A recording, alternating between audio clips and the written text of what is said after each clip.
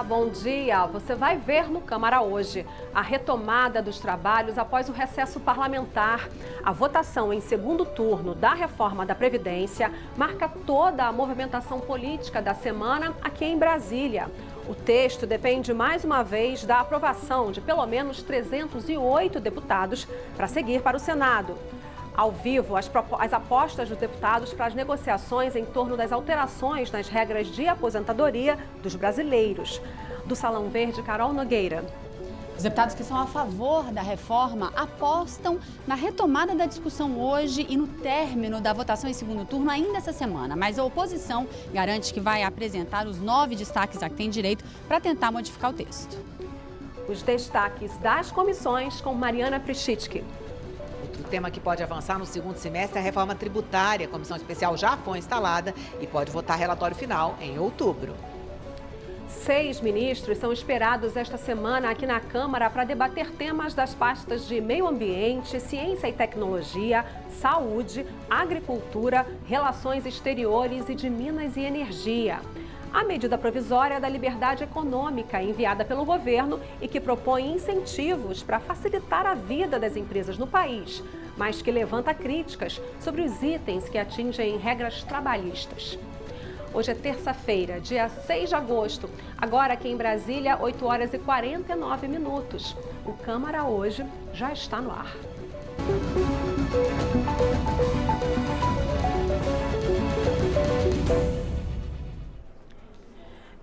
Os deputados voltam hoje a discutir a reforma da Previdência no plenário. A proposta foi aprovada em primeiro turno em julho. Agora, em agosto, o segundo turno está em pauta. Assim como na primeira votação, a proposta precisa do voto de pelo menos 308 deputados para ser aprovada e então enviada ao Senado, onde também vai passar por 2 turnos de votação. Nessa fase aqui na Câmara, os partidos só podem apresentar destaques supressivos, ou seja, para excluir algum item do texto já aprovado. Negociação, articulação e inúmeras reuniões entre os partidos. Esse foi o clima da votação da reforma da Previdência no início de julho na Câmara. O texto base foi aprovado com a presença de 510 dos 513 deputados eleitos em plenário.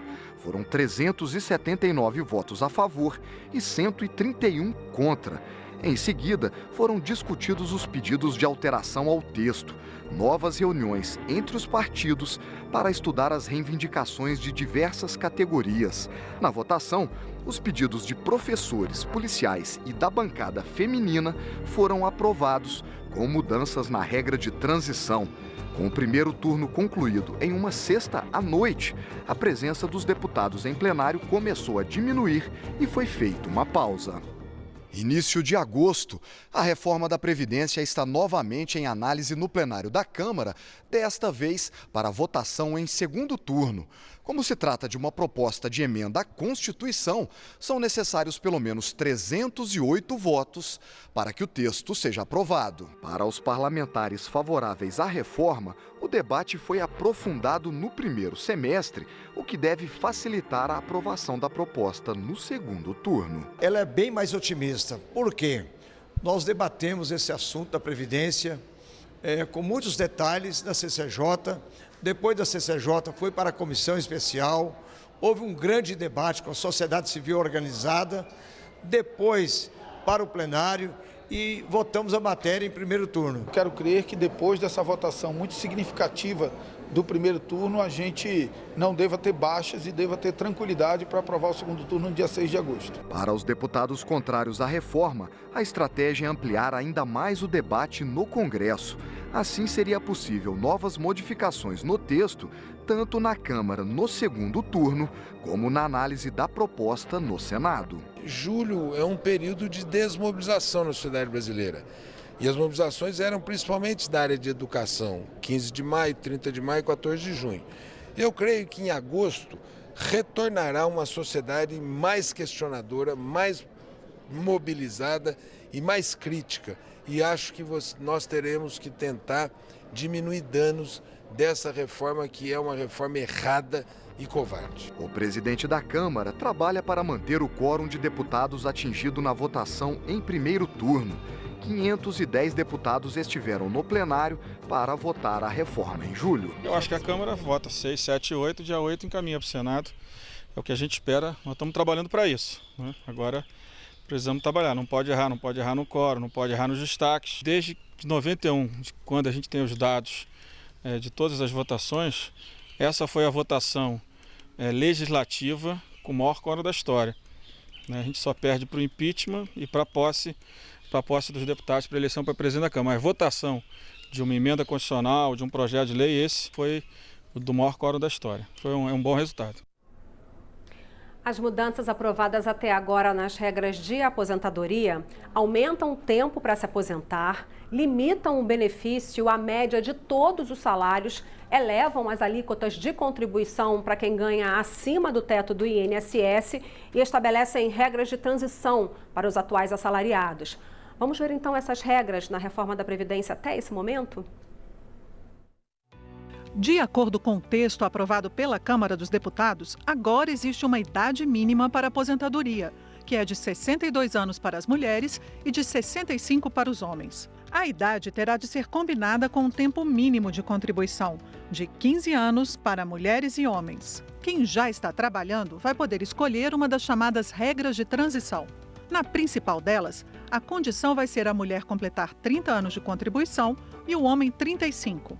Aí, a mulher poderá se aposentar a partir dos 57 anos de idade e o homem a partir dos 60, desde que trabalhe a mais um período igual ao que faltar para completar os 30 ou 35 anos de contribuição na data em que a reforma passar a valer.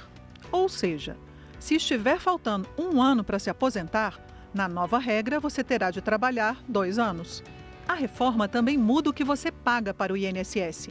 Quem ganha menos vai pagar menos, a partir de 7,5% do salário. E quem ganha mais vai pagar mais. Na prática, as faixas vão até cerca de 11% na iniciativa privada e 16% no serviço público federal. Quanto você vai receber de aposentadoria depende de uma conta. Com a idade mínima mais o tempo mínimo de contribuição, você terá direito a 60% da média de todos os salários. A partir dos 20 anos para os homens e dos 15 anos para as mulheres, cada ano trabalhado a mais aumenta o valor em 2 pontos percentuais. Para receber 100% da média, homens vão ter de contribuir por 40 anos e mulheres por 35. Tem exceções. Professores e professoras da educação infantil, ensino fundamental e ensino médio poderão se aposentar com 25 anos de contribuição. Professoras vão precisar ter pelo menos 57 anos de idade e professores 60. Na transição, eles terão de alcançar 5 anos a menos de idade, mais o tempo de contribuição que faltar, trabalhado em dobro. Já policiais federais, rodoviários e policiais civis do Distrito Federal passam a ter idade mínima de 55 anos para se aposentar. As mulheres ainda precisam de 25 anos de contribuição e 15 de atividade policial. Os homens, 30 anos de contribuição e 20 no cargo. Na transição, a idade mínima vai ser de 52 anos para mulheres e 53 para homens, mais o tempo de contribuição que faltar, trabalhado em dobro.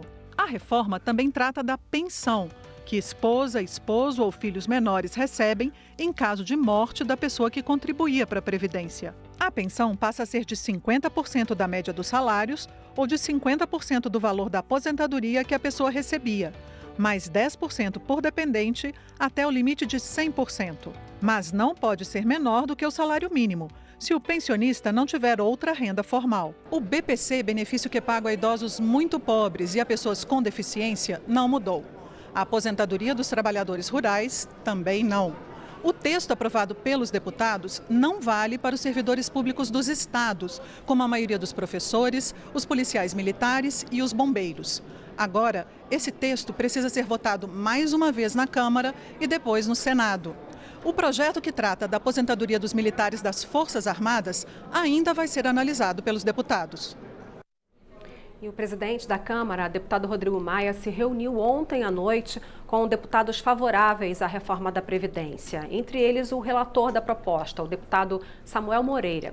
Esta manhã, Rodrigo Maia tem uma agenda na residência oficial aqui em Brasília, um encontro com o ministro da Casa Civil, Onyx Lorenzoni. Um dos pontos que tem sido mais discutidos nesse momento em relação à reforma é a pensão por morte. As regras aprovadas até agora, como você viu aí na reportagem, para esses casos, estabelecem que a pensão por morte vai ficar menor. Pelo texto, o benefício familiar será de 50% do valor, mais 10% por dependente, até o limite de 100% para 5 ou mais dependentes. Nesta manhã de retomada de trabalhos no segundo semestre, a gente traz um debate ao vivo com os deputados para saber como eles se preparam para essa nova fase de votações da reforma e de outros temas aqui na Câmara. A Carol Nogueira já está lá no Salão Verde com alguns líderes de partido. Bom dia, Carol. Bom dia, Vera. Pois é, lembrando então que essa fase aí da discussão da reforma tributária, a atuação dos deputados é em relação a essas emendas supressivas, ou seja, o texto foi aprovado em primeiro turno e o que pode ser feito é retirar alguns trechos, como esse aí que a Vera já citou, da questão da pensão por morte, essa modificação que foi feita. Também alguns líderes de oposição têm falado também na tentativa de retirar uma parte do texto que transferiu para a Justiça Federal todas as ações sobre Previdência Social. Também estão tentando discutir sobre isso aí, o que pode ser modificado. Além disso, algumas carreiras também ainda tentam fazer alguma mudança. A gente vai conversar então com os deputados para saber o que pode de fato ser mudado nessa discussão. Quem está aqui comigo é o deputado Zé Neto, ele é vice-líder do PT da Bahia, e também o deputado Hildo Rocha, que é vice-líder do MDB, é do MDB do Maranhão. Deputado Hildo Rocha, sua expectativa então para esse segundo turno de votação que deve começar hoje, o senhor acha que existem modificações que ainda devem ser feitas? Bom dia a todos os telespectadores da TV Câmara. Acredito que nessa semana vamos estar concluindo. Ainda tem que quebrar o interstício. Vamos ver se hoje há essa quebra de interstício para que possamos, no dia de hoje, ainda avançar no sentido de votar no segundo turno da reforma da Previdência. O presidente Rodrigo Maia já convocou 8 sessões deliberativas ao longo da semana. O senhor acha que termina de votar hoje, essa semana, deputado Zé Neto? Eu espero que não. Prazer falar com todos os telespectadores da TV Câmara. Eu sou feirense, nordestino e sertanejo. No sertão a gente fala o seguinte, a gente diz que como se não bastasse a queda, o coice. Ou seja, como se não bastasse perder direitos e dificultar a aposentadoria, quem ficou com, por exemplo, aposentadoria de viúva vai ficar com 50%. Quer dizer, vão retirar em torno de 10 anos, 900 bilhões por ano, 900 bilhões em 10 anos, 90 bilhões do mercado. Vão tirar. As pessoas de se aposentarem, muitos vão ter dificuldade ou vão se aposentar com valores menores. Quer dizer, como se não já bastasse o desemprego, a falta de capacidade de consumo, nós estamos vendo uma diminuição de ganhos, tanto para quem está na ativa, para quem também está se aposentando. Então, eu acho que é um momento propício para que o Congresso reflita, principalmente com relação às viúvas e outros temas que estarão sendo abordados, e a gente possa rever algumas das maldades que foram feitas com a Previdência, que colocou da conta de economia 80% em quem tem regime próprio, que ganha 1,7 salários mínimos, ou quem tem pensão, que isso, para mim, é algo extremamente perverso. Deputado Hildo, o senhor acha que pode haver alguma mudança nessa questão aí da pensão por morte e também na regra geral aí para o cidadão que agora precisa de ter 15 anos de contribuição para ter a integralidade lá do benefício, 40 anos de contribuição no caso dos homens. O senhor acha que pode ter alguma mudança ainda nesse segundo turno aqui na Câmara?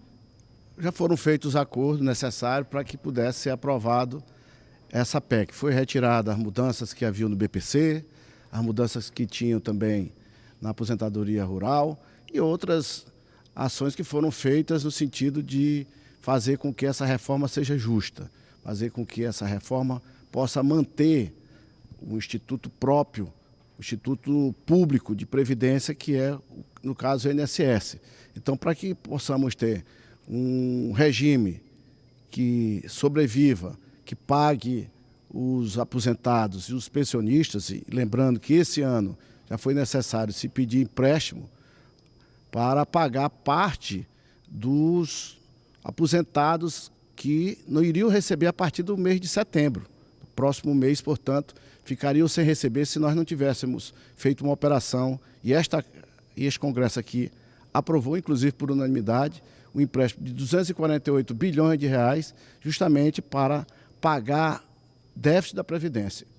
Essa economia que vamos fazer ao longo dos próximos 10 anos, que é estimado pelo governo, ela vai ter um direcionamento na economia. Vamos melhorar a educação, melhorar a saúde pública. Hoje, você não tem a oportunidade de fazer cirurgia, aquelas pessoas que estão precisando pelo serviço público, pelos hospitais públicos, tem que muitas das vezes recorrer a favor de amigo, de parente, fazendo aí procedimentos particulares. Assim como também nossas estradas precisam ser melhoradas, as nossas ferrovias também. Precisamos implantar novas rodovias e para isso é necessário recursos. E esses recursos estão faltando, porque nós temos desde o ano de 2011 déficits no orçamento seguidos. São déficits que faz com que se aumente a dívida do país. Hoje o país tem uma dívida colossal, um dos países que mais deve, em função desses déficits que vêm ocorrendo ao longo dos anos. E nós não podemos condenar essa geração aí ao fracasso. Hoje nós temos 12 milhões, quase 13 milhões de pessoas desempregadas, graças a tudo isso, que isso é muito perverso. Esse sistema de gastar mais do que pode tem maltratado principalmente os mais jovens do nosso país. Deputado Zé Neto, de fato é uma reforma que faz muita mudança na vida do cidadão, mas de fato é uma população que está envelhecendo e a proposta que veio do governo tinha aí o sistema de capitalização, tinha uma série de mudanças que foram modificadas aqui na Câmara dos Deputados. O senhor acha que foi feito o que foi possível? Carol, nós não somos contra, a oposição em nenhum momento foi contra mexer com Previdência. Até porque Lula mexeu, Dilma mexeu, lá no nosso estado, nosso governador Rui Costa mexeu, mas tudo isso que nós fizemos foi para fortalecer a nossa Previdência. Aqui está se destruindo a Previdência. E outra, olha o que eu estou dizendo, escrevam. Vem aí novamente, disfarçada de forma muito sorrateira, a criação da capitalização.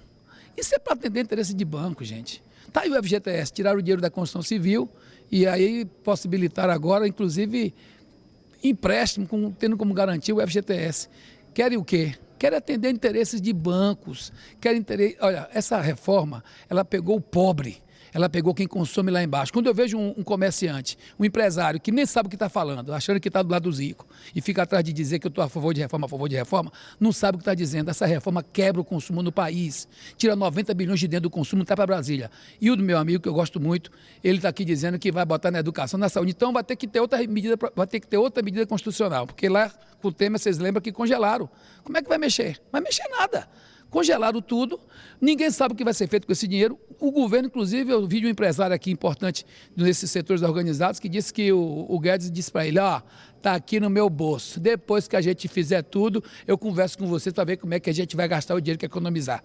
Ninguém sabe, então é muita coisa nebulosa, muita coisa ruim. Agora vem aí uma reforma tributária que a gente também tem que discutir. Agora, enquanto só mexer com o pobre, vai mexer com o consumo, vai mexer com a grande base econômica e vai continuar maltratando aqueles que mais precisam. A gente vai falar de reforma tributária já, mas antes eu queria não mudar do assunto do plenário, porque a reforma da Previdência não é o único assunto que está na pauta do plenário da Câmara. A gente vai dar uma olhadinha na matéria. O segundo semestre começa com o desafio de concluir a análise da reforma da Previdência com o segundo turno da votação em plenário. Mas e depois? Quais são os temas e projetos que devem ocupar o centro das atenções no plenário Ulisses Guimarães até o final do ano? No campo das medidas provisórias, uma das apostas é a MP da Liberdade Econômica, que pretende desburocratizar a administração pública e estimular o empreendedorismo no Brasil e que já tem prioridade sobre outras matérias na análise dos deputados em plenário. Já entre os projetos, devem vir à tona outras grandes reformas, como explica o líder do governo na Câmara. Os temas que o governo vai enfrentar na sequência aqui, no próximo semestre, tem a ver com a reforma do sistema tributário, uma reforma administrativa, revisão do Pacto Federativo, as privatizações, o pacote de lei anticrime, a reforma da proteção social dos militares, a questão do saneamento. Então são várias pautas que vão estar em curso aqui na Câmara dos Deputados e também no Senado e que nós, da liderança do governo na Câmara, o governo federal, os líderes, estaremos debruçados, sobre os quais estaremos debruçados para adotar o país de uma estrutura cada vez melhor. O líder do Podemos na Câmara, deputado José Nelto, do estado de Goiás, aposta na análise do pacote anticrime elaborado pelo ministro Sérgio Moro e também na reforma tributária, que ele considera um tema espinhoso, mas que precisa ser vencido pelos deputados a fim de se avançar em outras pautas essenciais. A reforma tributária é a reforma mais difícil que tem. Por quê? Ninguém quer perder dinheiro. A União não quer perder receita, o Estado não quer perder receita, municípios não querem perder receitas. E aí, você vai cobrar de quem? Então nós temos que proteger a população, tem que cortar o tamanho do Estado para que sobre dinheiro para a saúde, dinheiro para a educação e dinheiro para investimentos na infraestruturas, rodovias e portos, aeroportos, construção de escolas, hospitais no país. Nós temos o pacote do ministro Sérgio Moro, o anticrime, é aquele que ataca as chamadas organizações criminosas, seja elas políticas, não políticas, enfim, quem comanda crime organizado no nosso país. A reforma tributária também consta das previsões da líder da minoria na Câmara, deputada Jandira Fegali, do PCdoB do Rio de Janeiro, que também destaca a defesa da pauta educacional. Em relação à pauta pós-previdência, nós atuaremos na questão da geração de emprego, e obviamente isso tem vinculação com a política macroeconômica e a reforma tributária, na pauta democrática, que é central para nós, inclusive tentando instalar a CPI da Vaza Jato, das fake news e a pauta penal, mas também na pauta da educação contra o corte de verbas e contra a sua privatização, e na pauta da saúde também, que é muito importante para o povo brasileiro. No que diz respeito à pauta do Congresso Nacional, deputados e senadores também não devem tardar a votar a Lei de Diretrizes Orçamentárias, que traz as regras para o orçamento público do ano que vem. A gente viu aí na fala de todos os líderes a reforma tributária, né, deputado Hildo Rocha, que é o presidente da comissão especial, que já foi instalada, deve começar a fazer audiência pública na semana que vem.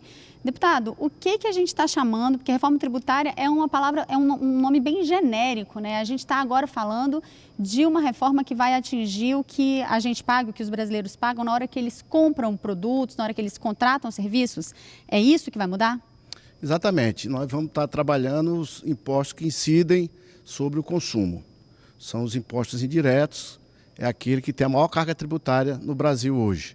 Nós estamos trabalhando a PEC 45, que é a PEC do Baleia Rossi.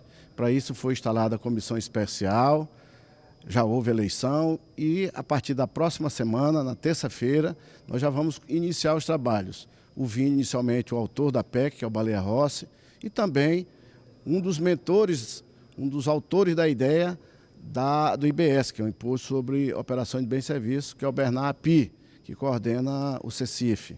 Vamos também estar deliberando a respeito de alguns requerimentos feitos por parlamentares. Em seguida, vamos iniciar os seminários, as audiências. Estamos hoje e amanhã reunidos, o relator, para que a gente possa definir o plano de trabalho e o cronograma de serviço a ser adotado. Vamos ter também amanhã uma reunião à noite com o presidente da casa para que a gente possa, enfim, fazer um acordo no sentido de apresentar a ele, inclusive, essa proposta de plano de trabalho e ver o que ele pensa para que a gente possa evoluir e no mês de outubro estar entregando aqui para o plenário poder votar essa proposta que vai ser aprovada lá na comissão especial. É uma proposta que torna o pagamento de impostos aqui no Brasil mais justo, mais equilibrado?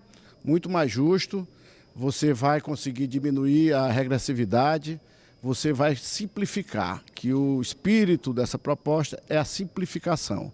Hoje você tem um sistema muito complexo, caótico, é um verdadeiro manicômio que nós temos. Para que você tenha uma ideia, o produtor de leite que leva o leite para o laticínio e o laticínio vai vender o leite, ele corre o risco de 2 meses depois ser multado, porque existem várias alíquotas incidentes sobre o leite e o mesmo imposto, porque você tem o leite desnatado, o leite com gordura, o leite semidesnatado e você tem vários tipos de leite. Se você não fizer de acordo com o que pensa o coletor de impostos, de acordo com o fisco, você vai pagar multa, é uma loucura. Então, isso tem impedido o investimento em nosso país e nós estamos buscando simplificar o sistema e diminuir a regressividade. Deputado Zé Neto, essa proposta ajuda, de fato, a resolver a questão dos impostos, torna os impostos no Brasil mais justos? Olha, muita calma nessa hora, principalmente os estados do Nordeste e do Norte, que nós temos um deputado, um querido deputado do Maranhão, que preside a comissão especial. A proposta, em tese, ela extingue 3 impostos federais e extingue o ISS e o ICMS. Ao extinguir ICMS e ISS, faz o quê? Tira o dinheiro dos municípios e dos estados e traz para Brasília. Aliás, a grande farsa é o discurso de que mais Brasil e menos Brasília. Mentira. Tanto é que a reforma da Previdência está tirando dinheiro do mercado, do pobre, do dia a dia, da economia, do varejo e está trazendo para Brasília e ninguém sabe onde esse dinheiro vai parar. A Previdência, é bom lembrar que o Brasil, 51% dos impostos brasileiros são impostos indiretos sobre mercadoria, sobre o setor produtivo. Eles não gostam de aparecer, dizendo que gostam dos americanos, então vamos embora. Os americanos não sabem como é que é lá, lá é progressivo, ou seja, tem muito menos impostos sobre mercadorias, muito menos impostos sobre quem produz e mais impostos no mercado financeiro, em quem ganha dinheiro, em quem tem muito lucro, quem tem fortuna, e aqui ninguém quer mexer nisso. Querem mexer mais uma vez, sabe onde? Nos mais pobres. Eu acho que essa é uma reforma importante, a casa pode dar uma grande contribuição. Agora, gente, o que essa casa tem que entender é que é preciso de emprego, preciso de renda e é preciso que nós tenhamos no Brasil um caminho de prosperidade que começa fazendo justiça social, trazendo mais dinheiro para a mão de quem mais precisa para que esse mercado funcione e rode. Mas tudo que se faz aqui, infelizmente, parece que uma parte grande da casa, o pêndulo da casa sempre trabalha para chegar para aqueles que sempre ganham mais, que sempre querem mais e olhando os interesses de banqueiros, de mercado internacional e esquecendo do mercado interno, da economia nacional, da construção civil, do sistema S, da produção interna do país, da produção de emprego e renda e do mais pobre que tem sido sacrificado. Eu espero que essa reforma da Previdência, ou essa reforma tributária, melhor dizendo, não seja uma reforma injusta como foi a reforma da Previdência. Eu sou da Bahia, tenho preocupação com isso. Lá, Hildo, se a gente chegar, por exemplo, agora e encerrar ICMS, lembre que os incentivos vão cair os regimes especiais, vão cair todas aquelas vantagens que nós damos para os nossos empresários se instalarem no Nordeste. E ainda vem, como eu disse agora há pouco, como se não bastasse a queda do coice, ainda vem a política de gás que acaba o preço médio de entrega de gás no país, que antes era por preço médio, a Petrobras tinha um preço médio e entregava o gás. Imagina. Claro que o gás vai ficar mais barato onde produz e onde entrega, que aqui no Sudeste, e lá na Bahia e lá no Nordeste o gás vai ficar mais caro. Com gás mais caro, com imposto concentrado aqui em Brasília e com fim de ICMS, eu tenho que olhar isso com muito cuidado, com muita atenção. Nós queremos sim uma reforma tributária, precisamos, mas tem que ser uma reforma tributária que bote dinheiro no mercado, que olhe para a economia interna, que olhe para a economia nacional, que olhe para os mais pobres, que olhe para os estados mais carentes. Aí a gente vai ter um país mais justo que possa realmente enfrentar os grandes desafios de gerar emprego, gerar renda e se tornar um país, ou voltar a ser um país mais próspero. Deputado Hildo, esses argumentos estão antecipando aí o que vai acontecer lá na comissão especial. Então, eu queria um comentário do senhor exatamente sobre como é que fica a questão regional com essa nova proposta e também se tem alguma mudança prevista nessa questão de tributar aí movimentação financeira, de tributar também grandes fortunas. A reforma tributária proposta aí não entra nesses temas. A análise do Zé Neto, meu querido amigo baiano, ela foi uma análise política, não foi uma análise econômica.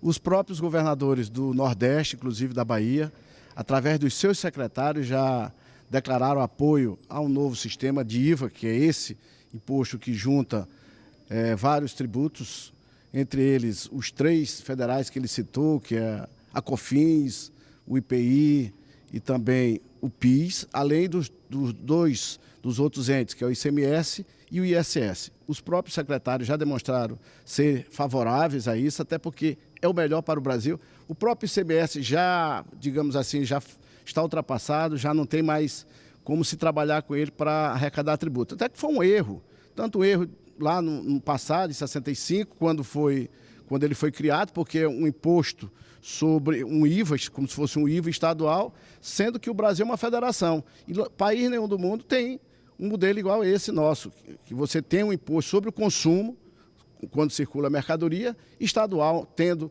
27 estados da federação. Então, é um equívoco muito grande, ele complica, ele tira os investimentos, ele empobrece a população, ele tira os empregos. Então, é justamente isso que nós queremos tirar essa complexidade, fazendo num só imposto. Com relação à questão, talvez, que ele fala, é dos incentivos fiscais. Os próprios governadores estão muito preocupados com os incentivos fiscais que foram dados, inclusive, errados e criminosamente, para joalharias. Governadores enricaram com joalharias, porque o dinheiro voltava para ele. Esses incentivos fiscais, de fato, eles não enriqueceram o Nordeste, nem regiões que mais precisavam. Enriqueceu o gestor, que muitos deles fizeram políticos incentivos fiscais. Para a gente encerrar rapidinho, deputado, que o nosso tempo já passou, queria saber também, pacote anticrime, o senhor acha que vota agora? Gente, olha, antes de entrar no pacote anticrime, eu quero dizer que eu também concordo que tem coisa que tem que ser modificada. Tem incentivo fiscal que foi dado na benevolência. Eu concordo que a gente tem que ter simplificação de impostos, porque a gente tem que acabar com esse absurdo de 620 bilhões foi o custo que a gente teve o ano passado, só o ano passado, não é isso, Hildo? De sonegação, eu concordo. Agora, não vamos pegar essa máxima e depois camuflar e depois embutir lá, sabe o quê? Os famosos jabutis contra os interesses do Estado brasileiro e contra os interesses dos municípios, dos estados e municípios. Então é preciso que a gente tenha o pé no chão para fazer a coisa certa. Incentivos, quais são os incentivos que são importantes, quais são que não são. Se tirar da indústria no Nordeste, não fica quase ninguém. Isso, como eu disse você agora, completando com as outras medidas que são ruins, principalmente no que diz respeito a fomento tanto dos bancos como do BNDES, Banco do Nordeste, agora com o FAT, com problema, como os outros. Então a gente tem que ter muito cuidado para a gente não fazer um discurso bonito e na prática fazer alguma coisa trágica para o povo nordestino, para o povo nortista e para o povo mais pobre do nosso país. Quanto ao pacote anticrime, eu acho que a gente tem que dissecar ele aqui ainda, tem muita coisa que tem que ser vista para a gente não estar aí jogando para frente uma situação que já está ruim e pode ficar pior. Deputado Zé Neto, deputado Hildo Rocha, obrigada pela participação de vocês. Vera, a gente viu que o debate da reforma tributária já começou também, né? Volta com você aí no estúdio. Obrigada, Carol. Passeando aí por vários temas importantes que vão estar aqui na pauta do plenário e na pauta das comissões a partir desse segundo semestre. Vamos falar então um pouquinho de comissões. A Comissão de Constituição e Justiça tem uma reunião agora de manhã para debater uma nova regulação para o tema assinaturas eletrônicas e prestação de serviços de certificação digital. A Mariana está com o deputado que pediu essa audiência pública. Mariana, bom dia. Bom dia, Vera. Bom dia a todos. Esse assunto está em um projeto de lei em análise na Comissão de Constituição e Justiça e por isso a comissão vai fazer essa audiência pública. O deputado Ed Lopes, que é do PL de Roraima, pediu essa audiência de hoje e vai explicar para a gente o que vai ser discutido nessa questão de certificação digital, o que está em discussão nesse projeto. Deputado, bom dia. Veja bem, o Brasil precisa modernizar o seu sistema de informação. E o Instituto Nacional de Tecnologia da Informação desenvolveu um enorme trabalho nesta área. É necessário que agora o Congresso Nacional e o governo tomem a frente para fazermos uma assimetria entre o trabalho desenvolvido pelo Instituto e a legislação. O Brasil adentra com essa nova tecnologia definitivamente num rol de poucas nações que dominam uma tecnologia tão fantástica, tão extraordinária nessa área. A certificação digital, ela permite, por exemplo, que neste momento um advogado possa estar em um banco de aeroporto lá em Nova York e do seu celular ou do seu notebook estar impetrando um recurso no Supremo Tribunal Federal, com absoluta segurança e com absoluto valor legal. É isso que nós estamos falando. O Brasil precisa se preparar. Eu repito aqui, o Instituto Nacional de Tecnologia da Informação desenvolveu um trabalho extraordinário. O que está precisando é o Congresso Nacional e o governo dar respaldo a todo esse trabalho. Deputado, vai diminuir a burocracia no Brasil de certificação digital? Sem nenhuma dúvida. Eu estou vendo, já vencida a questão preliminar da reforma da Previdência, nós estamos falando agora da reforma tributária. E o Brasil sofre de dois grandes males. Sofre da pesada carga tributária de um lado e da enorme sonegação fiscal do outro lado. Isso são fatos. Essa nova tecnologia permitirá, por exemplo, reduzir quase a zero a sonegação fiscal. E aí, então, teremos margem para diminuir a carga tributária.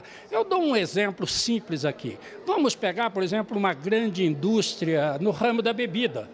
Essa tecnologia permitirá que cada garrafa de cerveja que terminou de ser embalada e nesse real tempo a Receita possa estar acompanhando para efeito de tributação. Isso é uma inovação tecnológica sem precedentes e nós precisamos estarmos atentos a tudo isso, mesmo porque nós estamos vendo o horizonte da computação quântica e nós precisamos estar preparados para esse novo momento. Deputado, para encerrar, como é que está essa discussão na Câmara? Tem essa audiência hoje na Comissão de Constituição e Justiça, esse projeto na CCJ e depois? Veja bem, o projeto que estamos analisando é um projeto de 2002 ainda, portanto é um projeto rigorosamente ultrapassado. Os avanços nessa área da tecnologia é contínuo, é rápido, é na velocidade supersônica, vamos dizer. Então nós, nessa audiência pública, estaremos colhendo dividendos para que nós possamos relatar este projeto com termos adequados e atualizados. É isso que vamos fazer. E aí depois da CCJ? A CCJ, se não houver recurso, ela será conclusiva na Câmara dos Deputados nesta comissão. E aí seguindo para o Senado, então? Aí segue para o Senado e nós esperamos que ainda em 2019 o Brasil possa estar dentro de um seleto e muito reduzido quadro de nações no mundo que dominam, tal qual nós temos hoje o domínio dessa tecnologia. Deputado Edio Lopes, muito obrigada pela entrevista. Boa audiência pública daqui a pouquinho. Vamos voltar com a Vera. Obrigada, Mari. Olha, você já viu aqui nas entrevistas e nas reportagens que, além da reforma da Previdência, já entra em cena o tema da reforma tributária. Tem proposta da Câmara e do Senado já em análise bem adiantada. E o governo ainda quer enviar a dele. A Comissão Especial da Reforma Tributária foi instalada em julho e os deputados trabalham com um texto de autoria do deputado Baleia Rossi e do economista Bernard Api, que tem o objetivo de simplificar e tornar mais transparente a cobrança de tributos. Vamos entender então agora um pouco mais dos detalhes dessa proposta. O presidente da Câmara participou da instalação da Comissão Especial da Reforma Tributária, uma forma de demonstrar a importância dessa proposta de emenda à Constituição que ele comparou à PEC da Reforma da Previdência. A reforma tributária é um desafio diferente da previdenciária. A previdenciária, ela unifica a federação e de alguma forma divide a sociedade. A tributária divide a federação e unifica a sociedade. O nosso desafio é harmonizar, né, essas divergências para que a gente consiga, como na previdenciária, espero eu, ter também um texto que organize melhor o sistema tributário brasileiro. A proposta foi apresentada na Câmara pelo deputado Baleia Rossi. Prevê a criação do Imposto sobre Operações com Bens e Serviços, o IBS, juntando os seguintes tributos: o IPI, o PIS e a COFINS do governo federal, o ICMS dos governos estaduais e o ISS das prefeituras. A transição seria feita em 10 anos, com o aumento da alíquota do IBS, à medida em que diminuiria a alíquota desses 5 impostos, até eles deixarem de existir.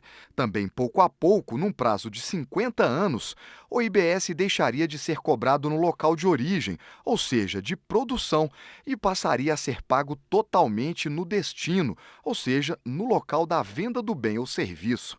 A arrecadação do imposto iria para um caixa separado do Tesouro Nacional e o governo federal, os estados e os municípios teriam acesso automático à fatia de recursos pertencentes a cada um. Claro que existem resistências as mudanças. A comissão especial da Câmara vai fazer o debate com prefeitos, com governadores e com todos os setores da economia. O relator da PEC acha natural o Senado também ter instalado uma comissão sobre a reforma tributária.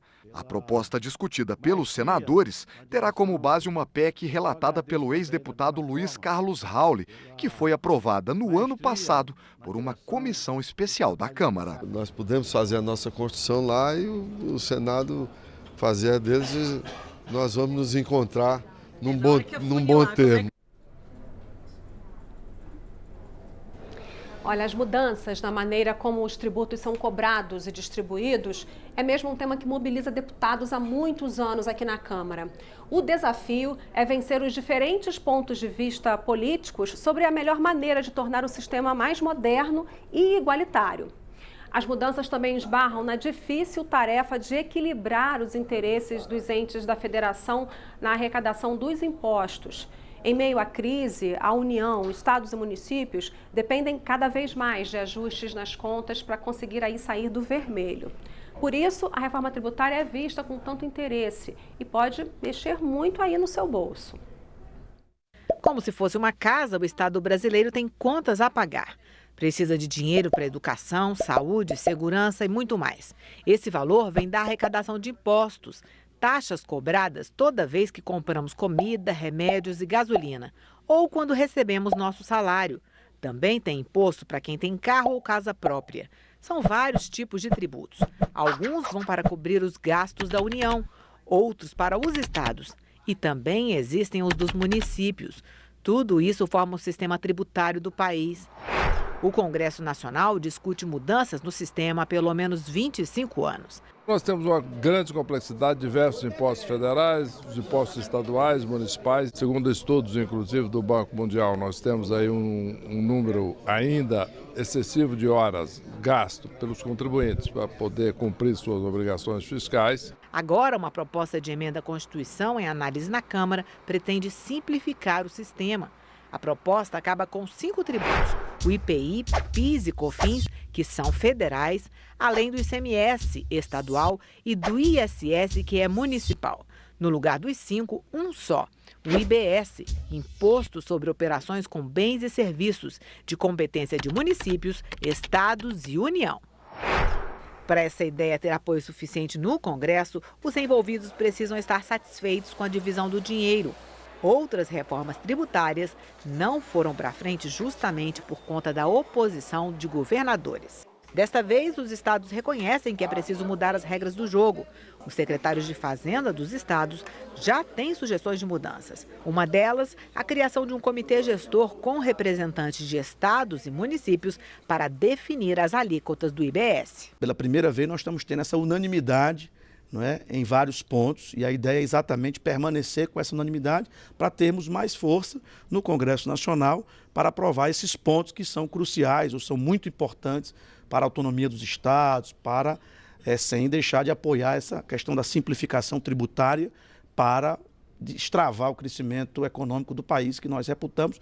Isso aqui não é um jogo de soma zero, é um jogo que realmente vai gerar, não é, um crescimento econômico adicional e, consequentemente, todos deverão ganhar. Com as contas públicas apertadas em estados, União e municípios, a proposta não pretende mudar a carga tributária do país, mas a simplificação de tributos pode gerar um ambiente favorável de negócios para as empresas.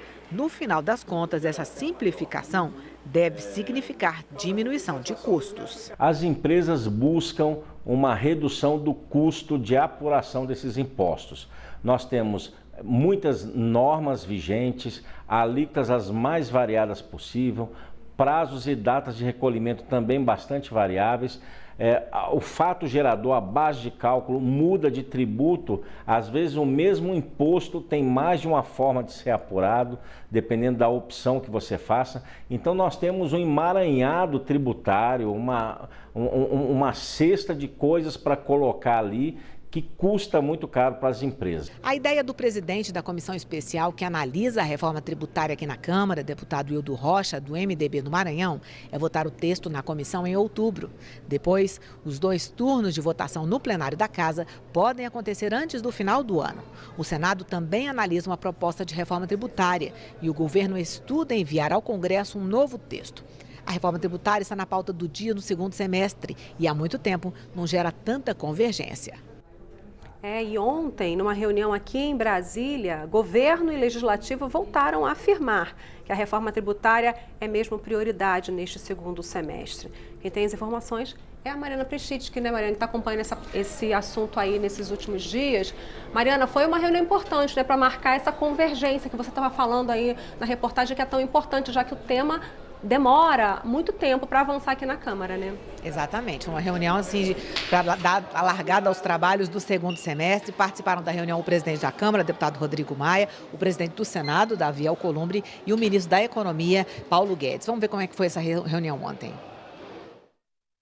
Será um semestre de novas conquistas, de novas discussões que passam pela simplificação dos impostos nacionais através da reforma tributária, onde o governo, o Senado e a Câmara dos Deputados, esse foi o pacto estabelecido, discutirão esse texto, aprimorarão esse texto para a gente fazer uma reforma que possa de fato simplificar e desburocratizar essa estrutura de cobrança de arrecadação de impostos e encargos do governo federal, dos governos estaduais e dos governos municipais.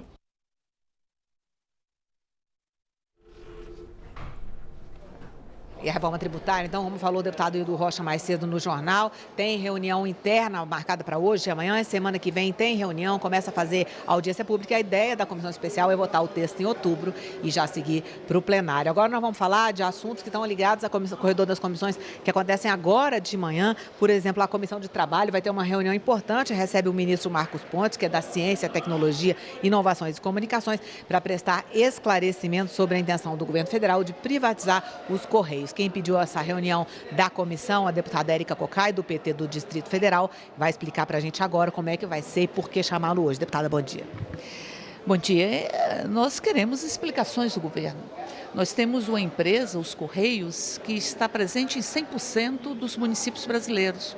O Banco Postal, ele cobre mais de 40% dos municípios. E o serviço postal, que aliás é função e obrigação da União efetivá-lo, está na nossa Constituição, ele atinge 100% dos municípios. É uma empresa que faturou quase 19 bilhões o ano passado, uma empresa que teve um lucro líquido de mais de 160 milhões, portanto uma empresa lucrativa que tem uma abrangência em todo o continente deste país, ou em todo esse país, e que é considerada uma das melhores empresas do mundo.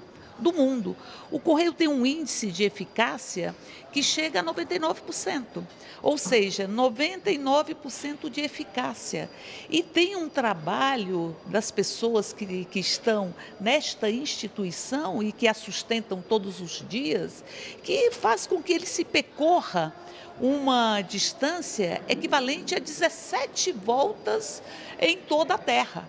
Ou seja a pé, de bicicleta, de moto, com veículos, enfim, de qualquer forma, esse serviço chega para a população brasileira. E o governo fala em privatizar essa instituição. Privatizar essa instituição. O que justifica isso? Nós temos alguns países que privatizaram seu serviço de Correios, e estes países, somado toda a sua área, a área de todos esses países, nós temos um território que não chega ao tamanho de um estado como o estado do Mato Grosso.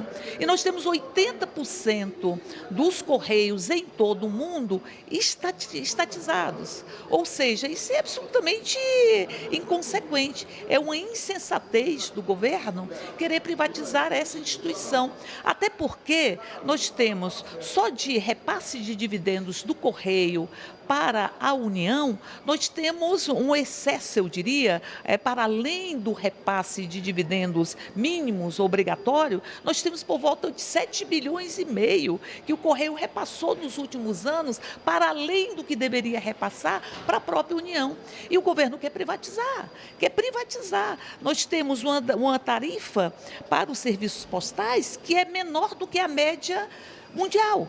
E isso fica se houver a privatização. E, para além disso, o lucro, a esmagadora maioria do lucro dos Correios, ela vem de por volta de 8% dos municípios. Se vai se privatizar a empresa que quiser privatizar os Correios, vai querer apenas a parte que dá lucro.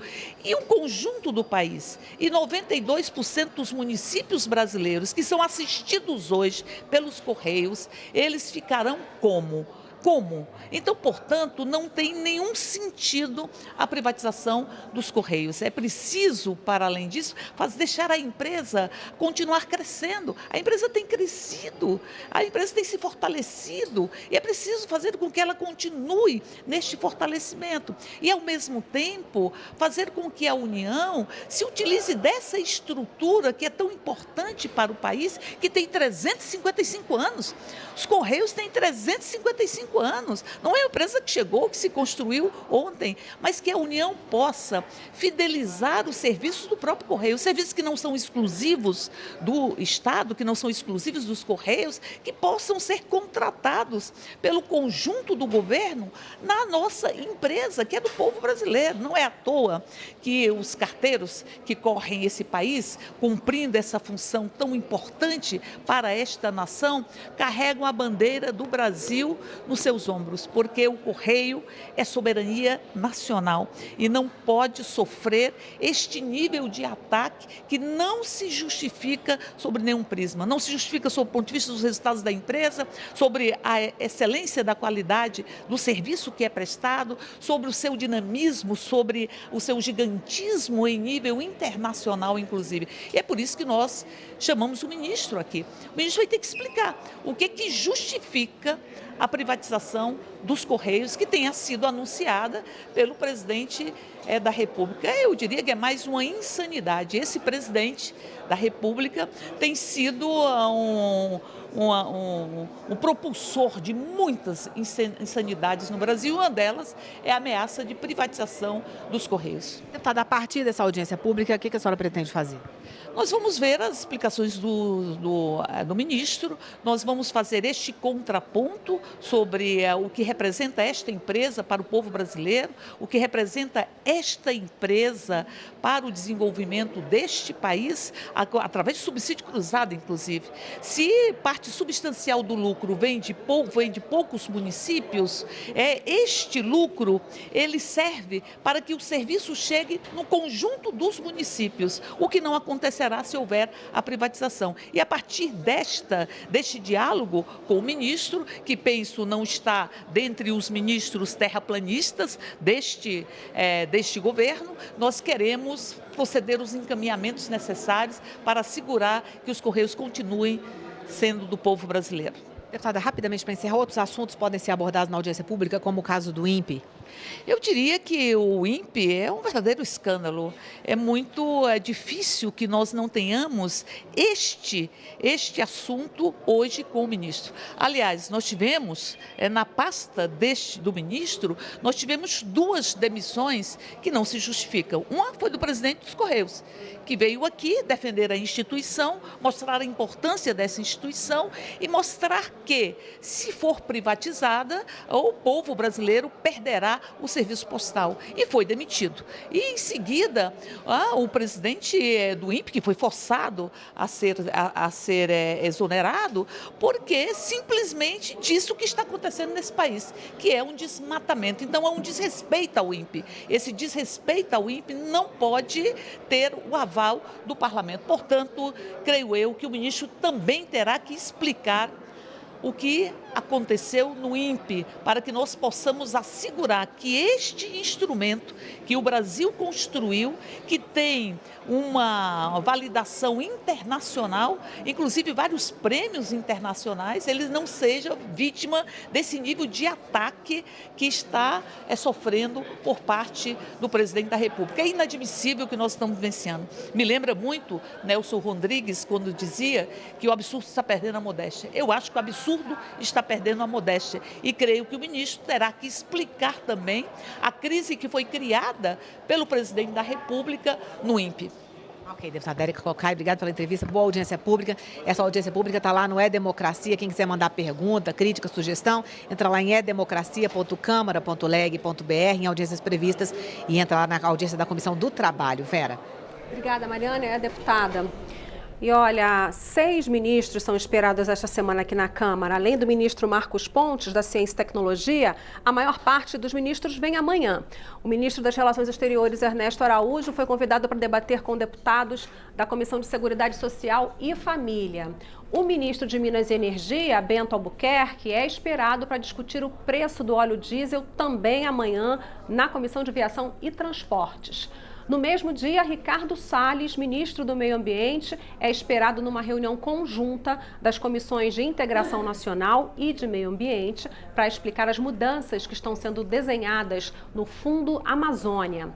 Ainda na quarta, a Comissão de Defesa do Consumidor vai ouvir os ministros da Saúde, Luiz Henrique Mandetta, e da Agricultura, Tereza Cristina, para explicar as autorizações de novos produtos agrotóxicos feitas ao longo deste ano.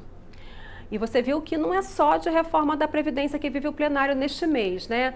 Tem medida provisória na lista de votações também. Câmara e Senado têm até o próximo dia 10 de setembro para analisar a MP da Liberdade Econômica, que propõe uma série de medidas para incentivar o empreendedorismo no país e diminuir a burocracia e a interferência estatal na economia. A MP, que tem validade de 120 dias, foi proposta pelo presidente Bolsonaro em abril e aprovada por uma comissão mista no início de julho. Vamos ver então os detalhes dessa proposta.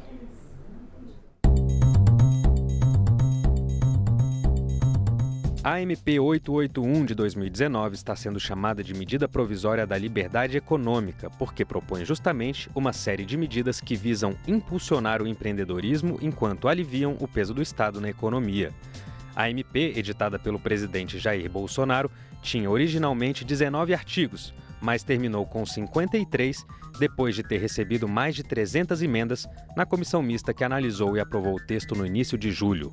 Entre as principais novidades trazidas pela medida provisória estão a dispensa de licença e alvará para pessoas físicas e jurídicas empreenderem negócios considerados de baixo risco, a liberação de trabalho aos domingos e feriados, o afrouxamento de regras para a composição de CIPA, Comissão Interna para a Prevenção de Acidentes, a aplicação de regras do direito civil a quem recebe mais de 30 salários mínimos, a criação da carteira de trabalho digital e a imunidade burocrática para o desenvolvimento de novos produtos, serviços e para a criação de startups.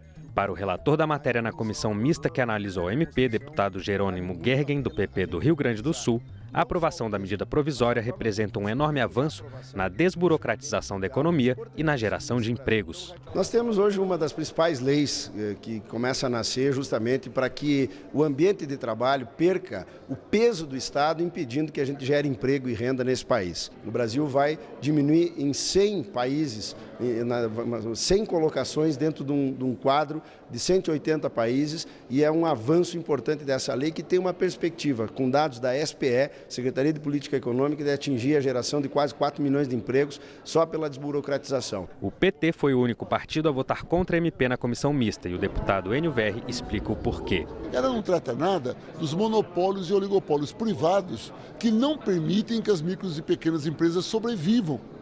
Então, ela vende um sonho. Qual o sonho que ela vende? Que se você tirar direito dos trabalhadores, portanto, reduzir o poder de compra, se você criar condições para as micros e pequenas empresas abrirem suas portas de forma mais rápida, simplesmente por isso, você vai gerar emprego e a economia vai crescer. Isso não é verdade. Se de um lado os defensores da proposta destacam o combate ao abuso do poder regulatório exercido pela administração pública, do outro, críticos especialistas têm classificado a medida provisória como uma mini-reforma trabalhista disfarçada, uma vez que ela altera diversos pontos da CLT. Não dá para dizer que a reforma ela não tem possibilidade de viabilizar uma melhoria na empregabilidade, mas a reforma trabalhista, como ela foi aprovada, ela não gerou, pelo menos de maneira isolada, não gerou crescimento de empregos. Tá? E aí, essa nova reforma, mini-reforma, pode também ir pelo mesmo caminho. Eu não entendo dessa forma, porque os pontos que são abordados, que poderiam influenciar numa reforma trabalhista são, primeiro, salários acima de R$30 mil não seriam regidos pela CLT, o que é algo que o próprio mercado e as próprias partes solicitam. A CLT foi feita para defender situações de vulnerabilidade, mas quem tem salários altos acima de 30 mil não pode se dizer vulneráveis. O segundo ponto é a questão da relativização da CIPA, Comissão Interna de Prevenção dos Acidentes, que em muitas empresas não tem menor sentido. Ela foi criada mais para os ambientes industriais, mas vários ambientes não há necessidade disso. Para não perder a validade, a MP da Liberdade Econômica precisa ser aprovada nos plenários da Câmara e do Senado até o próximo dia 10 de setembro. E esta edição fica por aqui. Hoje, terça-feira, dia 6 de agosto, agora 9h47 aqui em Brasília. Você fica agora com a transmissão ao vivo da sessão que começou nesse instante no plenário Ulisses Guimarães. Bom dia.